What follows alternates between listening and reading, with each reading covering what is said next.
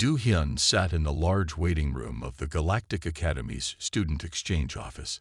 His 3 hearts were beating fast as he looked at the golden door in front of him. Behind that door, 12 members of the Academy Board were reading his application to study on Earth. The room was quiet except for the soft hum of the floating chairs. 3 other students from different planets were also waiting, but they had applied for safer destinations like Mars Colony or Venus Research Station. Do-hyun was the only one who wanted to go to Earth itself. This is a waste of time, his father had told him last week. Earth is a Class 7 restricted planet. No one has studied there in over 50 years. Why can't you choose somewhere normal, like everyone else? Do-hyun understood his father's worry. Earth was different from other planets. The official records said humans were primitive and dangerous, but something about their planet kept drawing his attention. In the past year, he had read every available report about Earth, even the boring ones about their weather patterns. The golden door opened. Professor Naeun walked out, holding a data tablet. Her silver skin reflected the room's lights as she moved toward Do-hyun. He could not tell from her face if the news was good or bad. "Student Do-hyun," she said in a formal voice. "The board has reached a decision." Do-hyun stood up straight. The other waiting students turned to watch. "Your application to study on Earth has been." Professor Naeun paused, building tension. "Approved." The room went completely silent.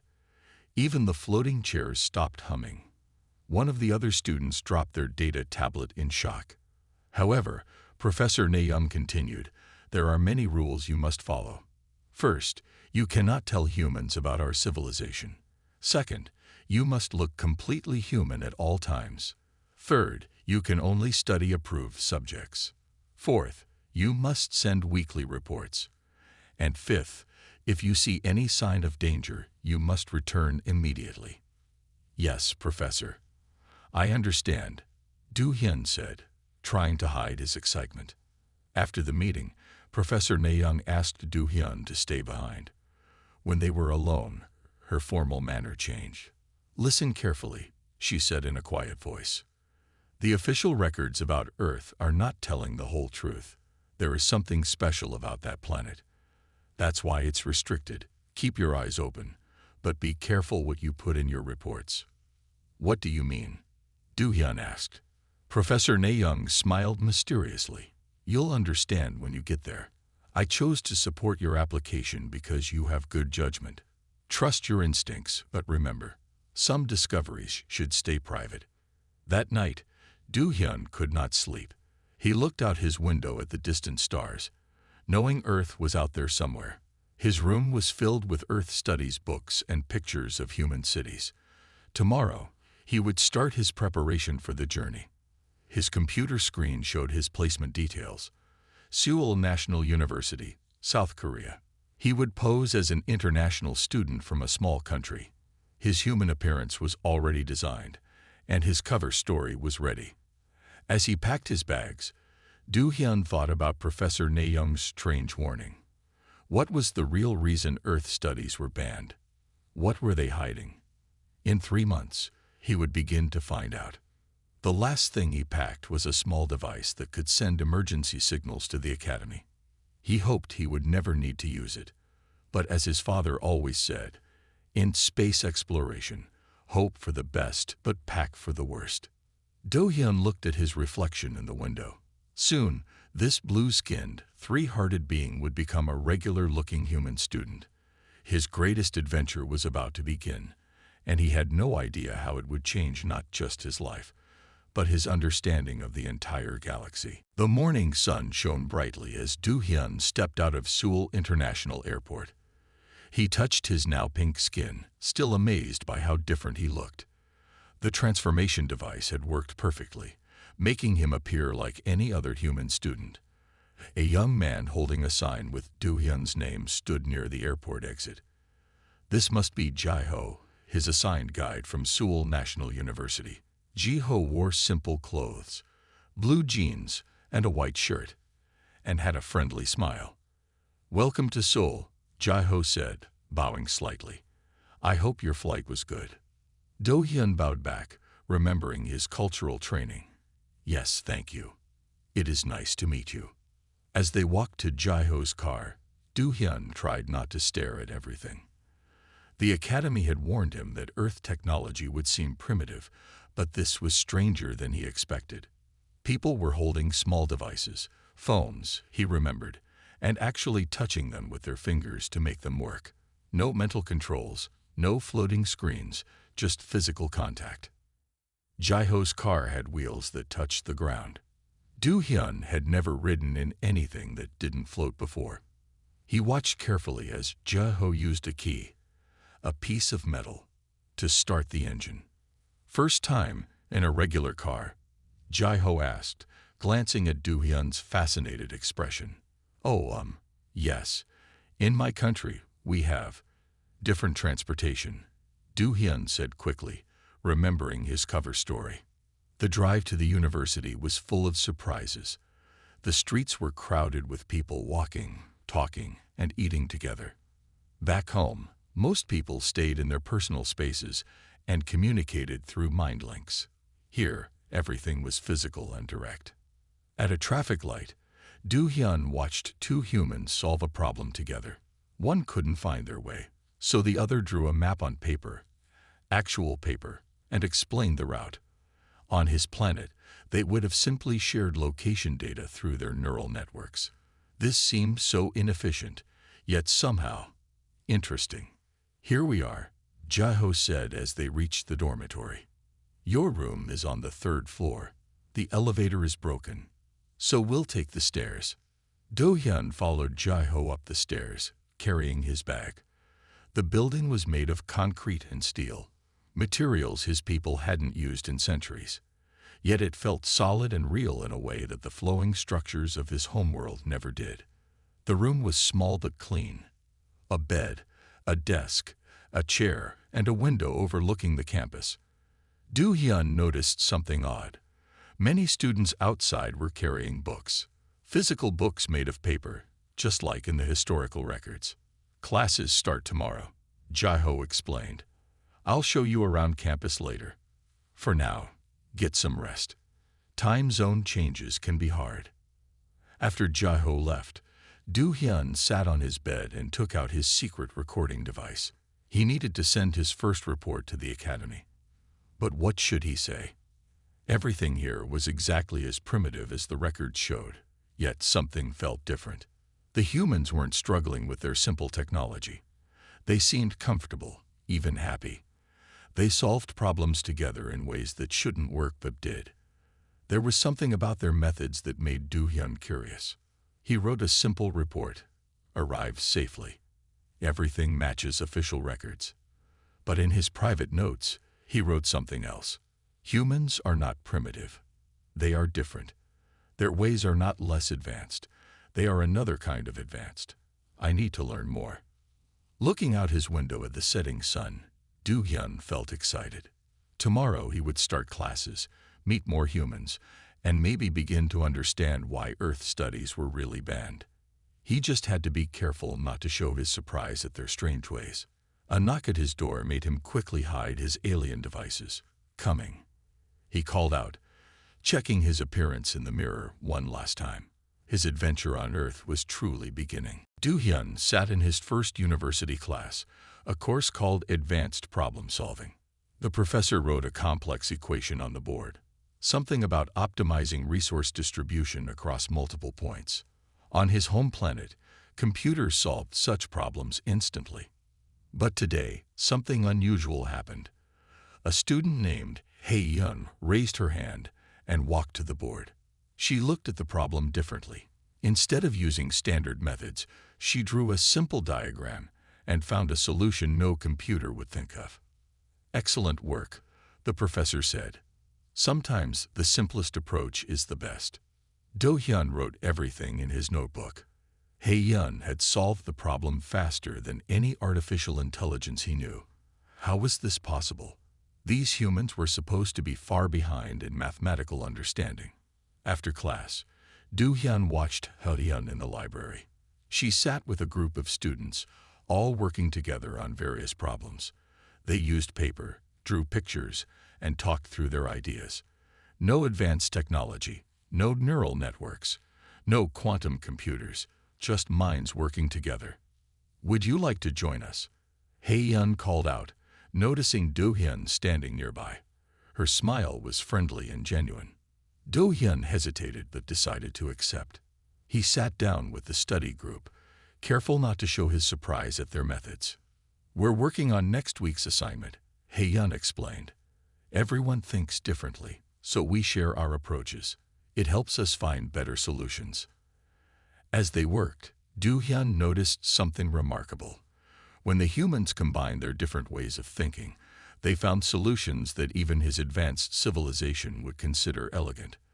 They drew from art, music, nature, and daily life to solve complex problems. During a break, Hye-yeon showed Do-hyun her notebook. It was filled with drawings, patterns, and notes that connected mathematical concepts to real-world situations. This was not the primitive trial and error his teachers had described. This was something else entirely. "Your approach is very different," Do-hyun said carefully. "Where did you learn to think this way?" Hye-yeon shrugged. "Nobody taught us specifically. We just share ideas and find what works. Every problem can be seen from many angles." That evening, Do-hyun struggled with his weekly report to the academy. How could he explain what he had seen? These humans weren't just solving problems. They were finding new ways to think about them. Their solutions were unpredictable, creative, and often more efficient than standard methods. He wrote, "Students here show expected progress in mathematical studies." But in his private notes, he added, "Human problem-solving abilities are extraordinary. They don't follow our rules because they make better ones. Every day they find solutions that our most advanced systems cannot predict." Later that night, Do-hyun received a message from Professor Nadung. "Your reports are too simple. What are you really seeing?" Do-hyun thought about Hye-yeon's study group, about their way of combining different perspectives to find unexpected solutions. He thought about the warning that Earth studies were banned. Was this the reason? Not because humans were primitive, but because they thought in ways that made them unpredictable and powerful. He looked at his textbook, filled with Hye-yeon's notes that he had copied. Tomorrow they would tackle another problem, and he was sure they would surprise him again. For the first time, Do-hyun wondered if he was here not just to study humans, but to learn from them. The university library was quiet at midnight. Do-hyun had stayed late to work on a particularly challenging quantum computation problem. Even the advanced systems on his home planet needed days to solve these kinds of equations. He heard footsteps and quickly hid his alien calculation device. It was Jae-ho, carrying a stack of physics books. Do-hyun noticed dark circles under his guide's eyes. "Still working?" Jae-ho asked, sitting down at the same table.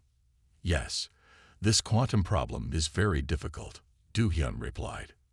Jae-ho glanced at the equations. "Ah, quantum entanglement across multiple dimensions.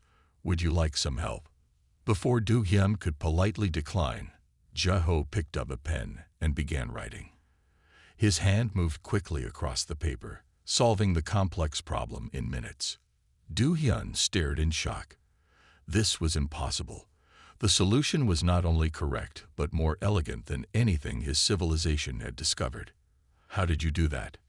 Do-hyun asked, forgetting to hide his surprise. Jae-ho looked at him with a knowing smile. "The same way you managed to disguise your 3 hearts beating pattern, with careful attention to detail." Do-hyun froze. His cover was blown. "Don't worry," Jae-ho said calmly. "We've known what you are since before you arrived. Why do you think I was assigned as your guide?" "We?" Do-hyun whispered. "Earth isn't as primitive as your people think. We choose to appear this way. It's safer." Jae-ho closed the physics books. "Follow me. There's something you should see." They walked to what looked like an ordinary maintenance room in the basement. Jae-ho placed his hand on the wall, and a hidden door appeared. Behind it was a large laboratory filled with technology Do-hyun had never seen before. "Welcome to the real Seoul National University Research Facility," Jae-ho said. What you've seen upstairs is just our public face. Screens showed calculations that made Do-hyun's advanced alien mathematics look simple. Devices operated in ways that defied his understanding of physics. In one corner, a student was solving equations that his civilization had declared impossible to answer. But why hide all this? Do-hyun asked. Think about your civilization's reaction. If they knew, Jae-ho explained. Fear, attempts to control us, maybe even conflict. We learned long ago that it's better to be underestimated. The galaxy isn't ready for what humanity can do. The restriction on Earth studies, Do-hyun began, was our idea, Jae-ho finished. We suggested it to your leaders centuries ago. They thought they were containing a primitive species. Instead, they were giving us space to develop in our own way. Do-hyun thought about Hae-yun's creative solutions, about how humans work together to find new ways of thinking. It all made sense now. They weren't primitive. They were beyond advanced. What happens now? Do-hyun asked. That depends on you, Jae-ho replied. You can continue your studies, learn what we're willing to share, and help maintain the balance. Or if you're not comfortable with this, we can arrange for your return home with adjusted memories. Do-hyun looked at the incredible laboratory around him. He thought about all he could learn here, about the mysteries still to be discovered. I want to stay, he said firmly. I want to understand. Jae-ho smiled. Good choice. Hae-yun will be pleased. She voted to show you the truth. Now, would you like to see what we're really working on in advanced problem solving?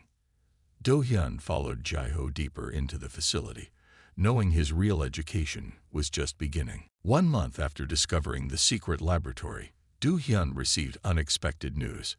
Professor Na-young was coming to Earth for a routine inspection of his studies. The message arrived during his advanced physics class, making him nervous about what might happen. Your professor is arriving tomorrow, Jae-ho informed him after class. We have prepared appropriate accommodations for her visit. The next morning, Do-hyun waited at the airport. Professor Na-young appeared, looking exactly like a human business traveler. Her silver skin was now a natural tan color, and she carried a simple briefcase. Student Do-hyun, she said formally, please take me to the university. During the car ride, neither of them spoke about the hidden truth. They maintained their roles perfectly. A professor checking on her exchange student. However, Do-hyun noticed Professor Na-young studying everything they passed with careful attention. At the university, Hae-yun met them outside the main building. Welcome to Seoul National University, she said, bowing politely. We have arranged a tour of our facilities. They began with the regular classrooms, laboratories, and libraries. Professor Na-young took notes and asked basic questions about Do-hyun's studies. Everything seemed normal until they reached the maintenance room in the basement. And this is our final stop, Hae-yun said, placing her hand on the wall. The hidden door appeared. Professor Na-young showed no surprise. Instead, she smiled. Excellent security system, much better than the one we saw on Mars last year. Do-hyun stared at his professor. You knew. Of course, Professor Na-young replied, her formal manner disappearing. I lead the secret research team studying human potential. We've been watching Earth's progress for centuries. Inside the hidden laboratory, Professor Na-young revealed the truth about her work. Humans have unique abilities that other species cannot understand. They can break universal constants, solve impossible equations, and think in ways that defy our logic. Is that why you supported my application? Do-hyun asked. Yes. We needed someone who could see beyond our prejudices. She turned to Hae-yun. Show him the gravity experiment. Hae-yun led them to a sealed room. Inside, a small device floated in the air. We can control gravity without any energy input, she explained. It breaks all known physical laws, but it works. How is this possible? Do-hyun asked. Human minds work differently, Professor Na-young explained. They don't accept limitations. When they hit a wall, they find ways around it, through it, or they simply pretend it isn't there. It's terrifying and fascinating. Our greatest achievement, Jaiho added, is hiding how much we've achieved. The galaxy fears what it cannot control. We give them a simple image to look at while we explore the impossible. Professor Nayoung placed her briefcase on a table. I'm not really here to inspect Do-hyun's progress. I'm here to offer a partnership. We need people who can bridge both worlds. Both worlds? Do-hyun asked. Yes, Earth is ready to slowly reveal some of its advances, but we need trusted intermediaries who understand both sides. People like you, Do-hyun. Do-hyun looked at Hae-yun, who nodded encouragingly. He realized this whole exchange program had been a test, not of Earth, but of him.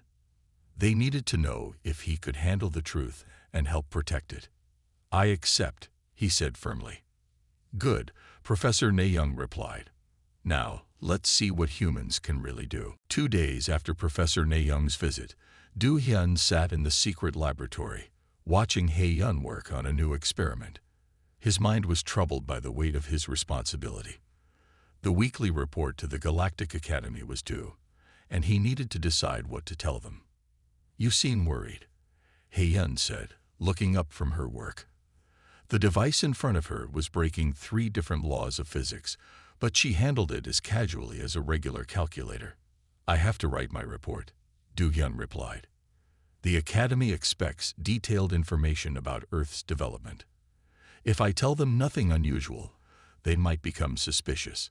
If I tell them the truth, it could cause problems. Hae-yun turned off her device and sat next to him. Let me show you something that might help you decide. She led Do-hyun to a secure room he had never seen before. Inside, holographic displays showed Earth's true technological achievements. There were ships that could travel between stars in days, not years. Machines that could heal any illness. Devices that could create food from pure energy. This is what we can do, Hae-yun explained. But look at this. She changed the display to show images of other planets. These are civilizations that destroyed themselves by advancing too quickly. They got the power before they learned wisdom. Is that why Earth stays hidden? Do-hyun asked. Partly, she answered. But we also hide because we know how fear works. If the galaxy knew what we could do, they would try to stop us. There would be war, and we don't want that. We believe in peaceful progress. Jaiho entered the room, carrying new data reports. Earth has been watching the galaxy for centuries, he explained. We help when we can, quietly. When a planet faces a disaster, mysterious solutions appear. When a species is about to destroy itself, they suddenly discover a better way. You're protecting everyone, Do-hyun realized. Yes, Hae-yun said. We could conquer the galaxy if we wanted to. Instead, we choose to guide and protect. That's true power, having the ability to do something but choosing not to. Do-hyun looked at his blank report form. The Academy wanted to know if Earth was a threat. The truth was both yes and no. Humans could be the most dangerous species in the galaxy, but they had chosen to be its secret guardians instead. What should I do? He asked. That's your choice, Jaiho replied. But remember, sometimes the best way to tell the truth is to let others discover it slowly, when they're ready. Do-hyun thought about everything he had learned. He thought about the Academy's fears, about Earth's wisdom, about the balance between progress and peace. Finally, he began to write. His report described Earth as a planet of interesting contrasts and unexpected solutions. He wrote about their unusual problem-solving methods, but left out the advanced technology. He mentioned their creativity without revealing its true extent. A perfect balance, Hae-yun said, reading his report. You're learning to think like us. Is that a good thing? Do-hyun asked. It's a human thing, she replied with a smile. Understanding when to reveal truth and when to protect it. That's why we chose you for this program. As Do-hyun sent his report, he felt at peace with his decision. He was no longer just an observer of Earth's secret. He had become part of it, helping to protect a truth that the galaxy wasn't yet ready to know. The autumn morning started normally at Seoul National University. Do-hyun was studying in the library when Jae-ho rushed in, looking concerned. A new exchange student had arrived without warning. Another alien named Ta-won. He's from the Academy's security division, Jae-ho whispered. They suspect something. Do-hyun walked to the university entrance where Ta-won waited. The new student appeared human, like them, but his eyes moved too quickly, scanning everything with mechanical precision. Student Do-hyun, Ta-won said, I am here to assist with your research. His voice was perfectly polite, but cold. Welcome to Seoul National University, Do-hyun replied formally. I hope you will enjoy your stay. Throughout the day, Ta-won followed Do-hyun to every class. He recorded everything and asked detailed questions about the teaching methods. During lunch, he measured the food with hidden sensors and took samples of the water.